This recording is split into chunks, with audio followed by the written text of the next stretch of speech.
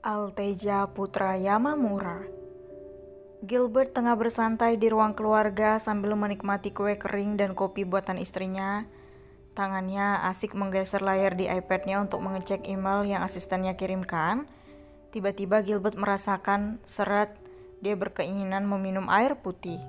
Netranya menatap kedua anak kembar bontotnya yang sedang bermain di atas karpet.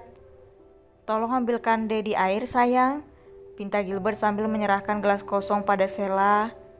Sheila bangun dari duduknya dan mengambil gelas Dedinya berniat akan mengambilkan minum. Baru beberapa langkah, Gilbert mengucapkan terima kasih padanya. "Terima kasih, Sheila." Sheila berbalik, dia berjalan menuju Sheila yang masih anteng dengan bonekanya. "Sheila, Dedimu minta diambilkan minum," titah Sheila. Mendengarnya, Gilbert menahan tawanya. Rupanya pria itu tengah menjaili kedua anak kembarnya. Sheila manut, dia mengambil gelas itu dan beranjak dari duduknya berniat mengambilkannya. Sheila duduk di sebelah Gilbert dan berkata, "Dedi salah? Sheila tadi kenapa panggil Sheila?" "Oh, Dedi salah ya? Maafkan Dedi ya, Sheila," sahut Gilbert mengusap rambut Sheila. "Oh ya, Sheila, terima kasih ya," seru Gilbert pada Sheila yang berniat mengambil minum. Sheila ikut berbalik sama seperti Sheila. Dengan wajah kesalnya dia menyerahkan gelas itu kembali pada Gilbert. "Dedi salah mulu panggilnya. Ini Sheila panggilnya Sheila. Sakit kali kulasa. Ambil deh sendiri," ketus Sheila. Gilbert tertawa lepas. Kedua anaknya menatapnya kesal karena mengira Gilbert tak bisa membedakan mereka. Wajah mereka identik sama, bahkan saat mereka lahir, Gilbert dan Emily sulit mengenali mereka jika bukan dari gelang yang Gilbert berikan pada keduanya. "Brum, brum." Raut wajah keduanya berubah ketika mendengar suara motor. Seketika keduanya berlari menuju pintu untuk menyambut orang tersebut. "Abang," pekik keduanya. Repin turun dari motornya. Dia berjalan menuju adik-adiknya dan merentangkan tangannya. "Adik manis abang, cium dulu sini." "Ma?" Repin membawa keduanya di masing-masing lengannya. Dia berjalan masuk sambil menggendong keduanya. Udah pulang kamu?" sambut Emily. "Sudah, Bun. Teletubbies sudah pulang?" tanya balik Repin. Teletubbies, kita punya nama tahu." Repin dan Emily menoleh ke arah suara. Ternyata sama halnya seperti Repin, mereka juga baru saja pulang. "Dedi, lihat apa yang Putri Dedi lakukan di sekolah. Dia menjualku dan abang." "Malpino, jangan jadi tukang ngadu," pekik Mayra dan Maija. Sedangkan Elpano hanya cuek saja. Dia mengucup pipi Emily sejenak dan pamit ke kamarnya. Emily sebenarnya agak heran dengan sikap Elpano yang tak seperti saudaranya yang lain. Tapi apapun itu, setidaknya Elpano tetap menyayangi saudaranya dengan caranya sendiri. "Jual apa maksudnya?" tanya Gilbert menengahi pertengkaran mereka. "Dia membuat poster dan menyewanya pada teman sekelasnya." "Aduh Malpino." "Oh, hanya poster, dapat berapa? Banyak enggak?" "Dad," pekik Malpino. Mayra dan Maija menatap penuh kemenangan pada abangnya itu. Karena Dedi mereka ternyata mendukung perbuatan mereka. "Banyak, ada 5 juta, seru Mayra. "Kalau gitu mulai besok uang jajan stop ya." "Apa? Nggak bisa gitu dong, Dad," pekik dua Om. "Ya bisa, Dedi bangga sama kalian bisa cari duit sendiri. Lanjutin Gi," seru Gilbert menepuk kedua bahu putrinya sebelum beranjak pergi. Repin menaikkan bahunya acuh. Dia membawa kedua adik kembar bontotnya ke kamarnya. Sedangkan Malpino habis meledek dua kembar itu. "Bun," rengek Mayra. "Sudah, tenang saja, TM Dedi kalian ada di Bunda, jadi aman." Mayra dan Maija berjingkrak kegirangan. Malpino yang kesal beranjak masuk ke dalam kamarnya. Selang 1 jam Marcel memanggil semua cucunya. Mereka sudah tahu kemana kakek mereka membawa mereka. Ruang pelatihan. Sejak Repin 6 tahun, sebenarnya Galang sudah mengajarkan padanya ilmu bela diri di belakang Gilbert dan Emily. Bahkan di umur segitu Galang sudah mengenalkan tembakan dasar untuknya. Sampai usia 10 tahun sebenarnya Repin banyak menguasai ilmu bela diri dan berbagai macam senjata. Galang juga mengajarkan padanya ilmu meretas di usia 8 tahun. Namun Repin tak mengingat semuanya, dia tidak ingat kejadian masa kecilnya. Semua itu karena ulah Marcel yang sengaja membuat Repin kehilangan memori masa kecilnya. Sekarang Repin dan Elpano, kalian berdua bermainlah, titah Marcel. Repin dan Elpano sudah berada di matras, keduanya mengambil ancang-ancang untuk melawan satu sama lain. Kenapa Bang Repin disandingkan dengan Bang Elpano? Jomplang banget dong kek, pekik meja tak terima. Jika kalian ingin mengukur kekuatan kalian, beradulah dengan Repin. Elpano akan mengetes ilmu bela dirinya dan Repin akan mengujinya, sahut Marcel. Salah, Abang Repin jarang sekali belajar bela diri. Yang ada kerjanya tidur terus, balas Maira. Marcel menyunggingkan senyumnya. Mereka tidak ada yang tahu jika setiap pertengahan malam Repin selalu mengasah kemampuannya. Maka dari itu setiap pagi anak itu selalu telat bangun. Pertandingan dimulai. Repin mulai mengambil ancang-ancang saat Elpano akan menyerangnya. Berkali-kali Elpano memukulinya tetapi Repin selalu berhasil menepisnya. Gunakan kekuatanmu, jangan lemah, titah Repin ketika dia merasakan tendangan lemah adiknya. Elpano kembali melakukan gerakan memutar. Dia menendang tangan Repin hingga Repin merasakan tangannya kesakitan. Sorry bang. Lanjutkan. Tendangan. Pukulanmu sudah benar, seru Repin.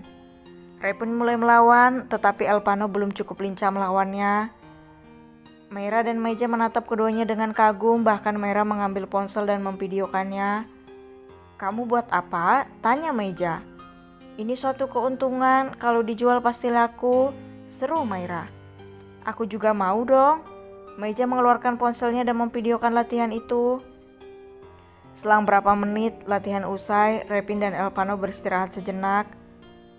Elpano, tendangan dan pukulanmu masih lemah, sering-seringlah berlatih, titah Marcel. Baik kek. Meja, Maira giliran kalian. Maira dan Meja menyimpan ponsel mereka, keduanya memasuki matras dan memulai latihan. Bela diri keduanya memang masih sangat jauh dari Elpano, tapi setidaknya mereka memiliki dasar dalam ilmu bela diri. Repin beralih ke lapangan latihan tembak, dia mengambil pistol dan mulai membidik papan bidik. Dor, dor, dor. Tembakan Repin tak pernah meleset, dia ahli dalam menembak target. Panah, pisau bahkan nampak sudah pernah dia pelajari. Repin, tembak yang benar, tembak titik yang di tengah. Kenapa harus di tengah kalau targetnya di samping bagaimana? Ya anggap saja titik itu lawan di samping. Telinga Repin berdengung, dia menutup telinganya yang terdengar suara yang menggema entah dari mana. Kepalanya mendadak pusing, celotehan anak kecil dengan orang dewasa membuatnya seperti mengingat sesuatu. Repin, ada apa? Gilbert yang baru saja akan menemui putranya mendadak kaget saat melihat Repin limplung. Gilbert memapa anaknya itu duduk di sebuah kursi. Dia meminta air pada pembantu yang berdiri tak jauh dari sana. Minumlah apa kepalamu pusing. Gilbert menyodorkan segelas air pada Repin hingga Repin menerimanya dan meminumnya. Aku mendengar dua orang mengobrol, tapi kepalaku sakit. Lirih Repin memejamkan matanya. Gilbert mengarahkan tatapannya pada pistol yang terjatuh. Dia mengambilnya dan menaruhnya kembali ke tempat. Namun mendadak dirinya membeku di tempat.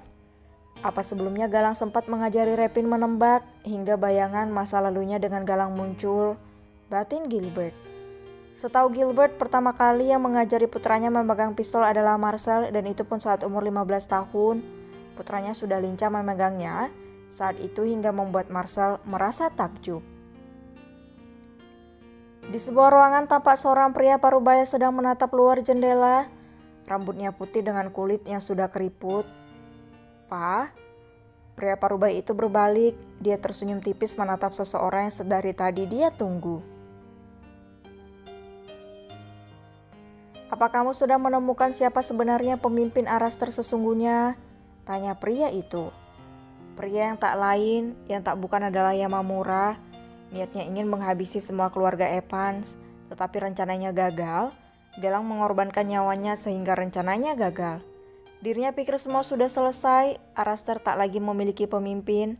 Namun sayang sekali, Araster tak mau mengganti kepemimpinan padanya karena ternyata Galang sudah mewariskan kepemimpinannya pada seseorang. Hanya Galanglah kunci semuanya, tak ada yang tahu selain Galang.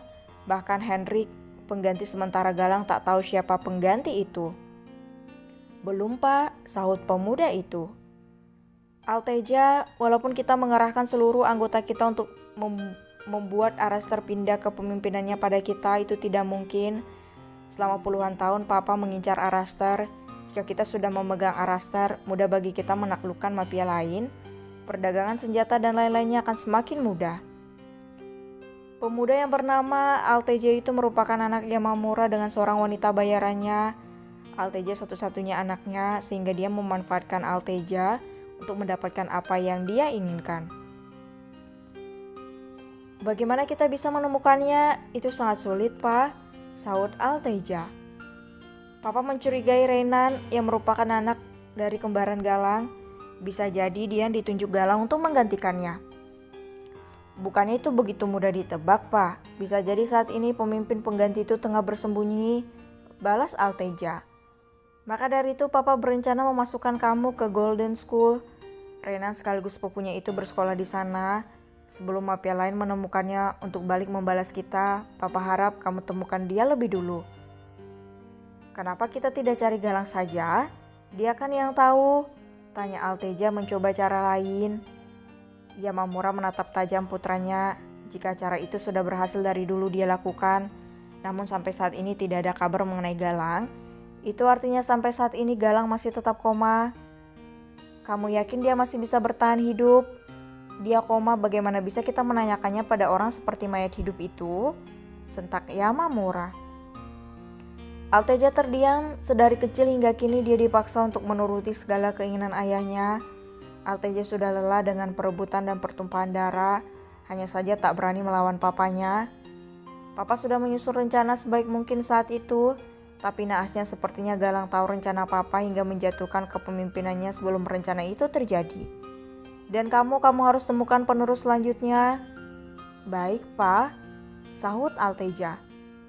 Bagus, kamu nurut maka ibumu akan aman. Yamamura menepuk bahu Alteja sebelum dia pergi dari ruangan itu. Alteja mengepalkan tangannya, sorot matanya menajam. Jika bukan karena ibunya yang sebagai alat mengancamnya, Alteja pasti sudah pergi dari mansion terkutuk itu.